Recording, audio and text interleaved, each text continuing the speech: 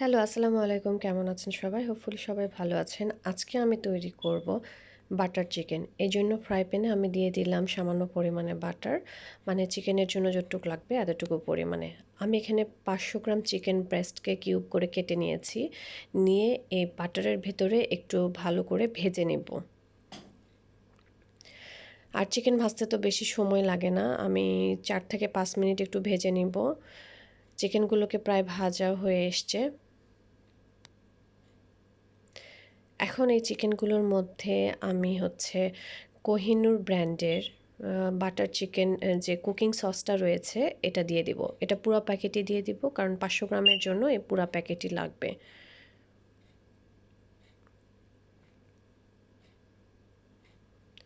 দিয়ে দেওয়ার পরে এই চিকেনটাকে মশলার সাথে 5 থেকে 7 মিনিট আমি কষিয়ে নিব।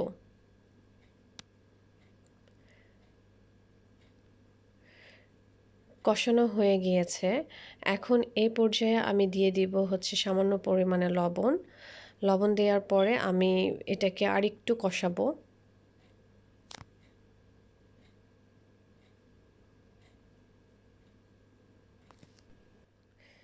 মাংসটাকে কষানো হয়ে গিয়েছে। এখন এই পর্যায়ে দিয়ে দিচ্ছি ডাবল ক্রিম। ডাবল ক্রিম এমন একটা ক্রিম যেটা খাবারের টেস্টটাকে পুরোটাই চেঞ্জ করে দেয়। ডাবল ক্রিম দেওয়ার পরে আমি খুব বেশি না, মাত্র 2 থেকে 3 মিনিট আমি একটু জাল করে নিব।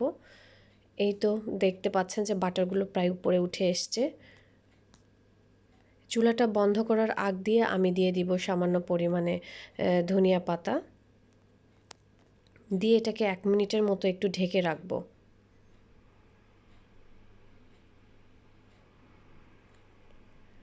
আর এর মাঝে আমি চুলাটা বন্ধ করার পরে আমি পাতিলটা একটু মুছে নিচ্ছিলাম। আর চুলা বন্ধ করে দিয়ে সবার শেষে আমি দিয়ে দিচ্ছি সামান্য পরিমাণে বাটার। দিয়ে আমি প্রায় মেল্ট হওয়া পর্যন্ত আমি ঢেকে রাখবো।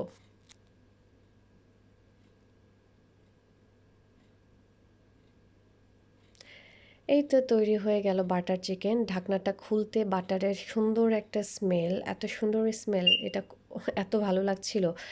আপনারা এভাবে তৈরি করবেন, এটা সাদা ভাত, পোলাও সবটার সাথে খুব ভালো যায়। ভালো থাকবেন সবাই। আল্লাহ হাফেজ।